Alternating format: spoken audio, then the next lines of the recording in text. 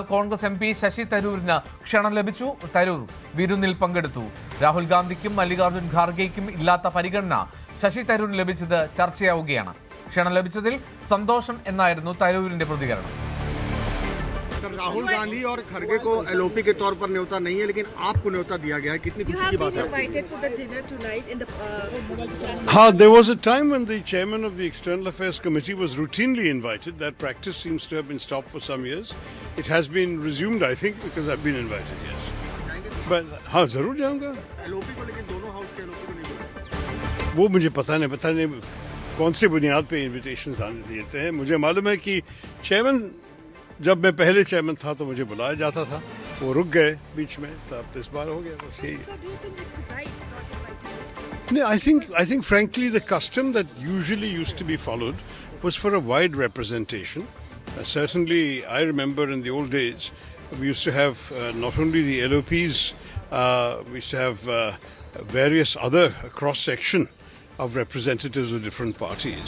And I think it conveys a good impression. But I don't know the basis. No, this is all done by the government, by the protocol, by the Rashtrapati Bhavan. What do I know? All I can say is I've been honored to be invited. Of course I will go. ബിജെപിയുടെ കളി തരൂർ തിരിച്ചറിയണമെന്ന് കോൺഗ്രസ് നേതാവ് പവൻ ഖേര പ്രതികരിച്ചു.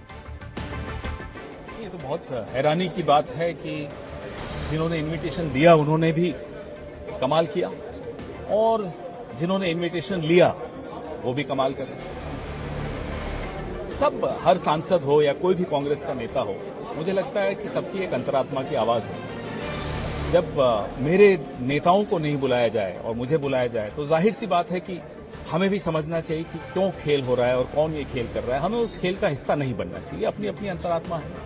क्या शशि थरूर जी अपनी अंतरात्मा को सुन नहीं पा रहे हैं? तो आप मुझसे पूछे, मैं वैसे आपको बता रहा हूं कि जिन्होंने इनवाइट किया उन्होंने भी कमाल किया और जो इनवाइट एक्सेप्ट कर रहे हैं वो भी कमाल कर रहे हैं.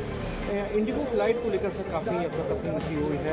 तमाम पैसेंजर हजारों जो राहुल गांधी पिछले 11 साल से कह रहे हैं कि मोनोपोलीज और डिओपोलीज, जहां एकाधिकार हो किसी सेक्टर में, किसी एक कंपनी का, एक उद्योगपति का या एट द मोस्ट दो का, तो वहां यही स्थिति होती है. जो കാർത്തിക് കൂടുതൽ വിവരങ്ങളുമായി ചേരുന്നുണ്ട്. കാർത്തിക്, മാധ്യമങ്ങളുടെ ചോദ്യങ്ങൾക്ക് കൃത്യമായി ഇന്ന കാരണമെന്ന് തരൂർ പറയുന്നുണ്ട്, പക്ഷേ അവിടെ ഒരു രാഷ്ട്രീയം ചർച്ച ചെയ്യപ്പെടുന്നുണ്ടല്ലോ.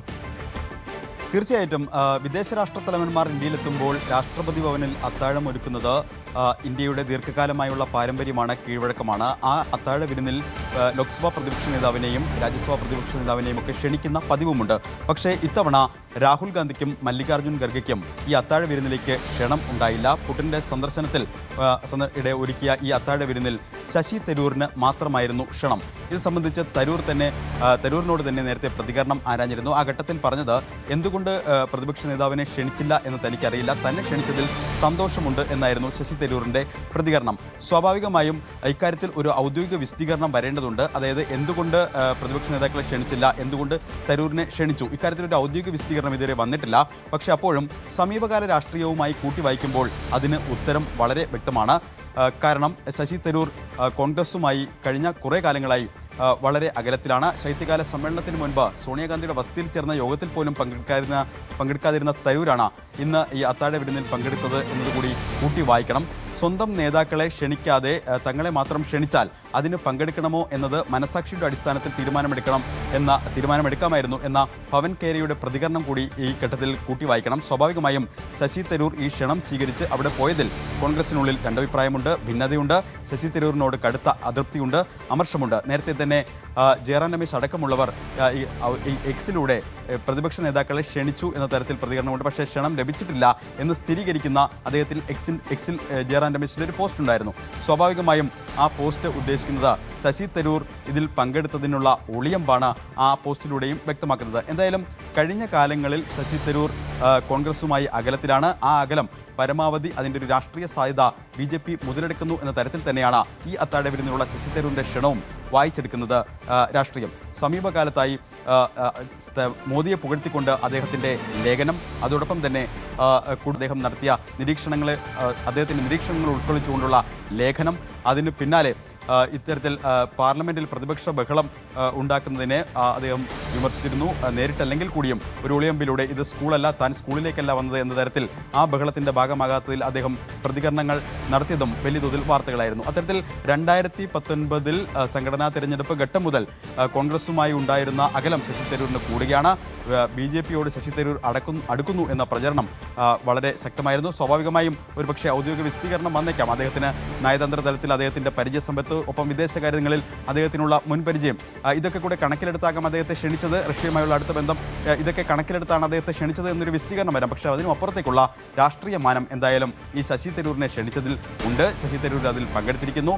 സ്വന്തം നേതാക്കളെ ക്ഷണിക്കാത്ത ഒരു ചടങ്ങിലേക്ക് പങ്കെടുത്ത് അതിൽ കൃത്യമായ സന്ദേശം കൂടി, രാഷ്ട്രീയ സന്ദേശം കൂടി ശശി തരൂർ നൽകുന്നു. സ്വാഭാവികമായും ഓപ്പറേഷൻ സിന്ദൂർ മുതൽ നമുക്കറിയാം, ഓപ്പറേഷൻ സിന്ദൂറിന് ശേഷം ഇന്ത്യയുടെ നിലപാട് വ്യക്തമാക്കാൻ, വിദേശ രാജ്യങ്ങൾക്ക് മുന്നിൽ ഇന്ത്യയുടെ നിലപാട് വ്യക്തമാക്കാൻ തെരഞ്ഞെടുത്ത പ്രതിനിധി സംഘത്തിലെ മുഖ്യ ആളായിരുന്നു ശശി തരൂർ. ആ ഘട്ടം മുതൽ BJPയുമായി അദ്ദേഹം അടുക്കുന്നു എന്ന തരത്തിൽ പ്രചരണങ്ങൾ ശക്തമായിരുന്നു. ആ പ്രചരണത്തിന് ഏറ്റവും ഒടുവിൽ ആക്കം കൂട്ടുന്ന തരത്തിലായി ഈ പുടിന് പ്രസിഡന്റ് ഒടുക്കിയ അത്താഴ വിരുന്നിൽ ശശി തരൂർ എത്തിയതും.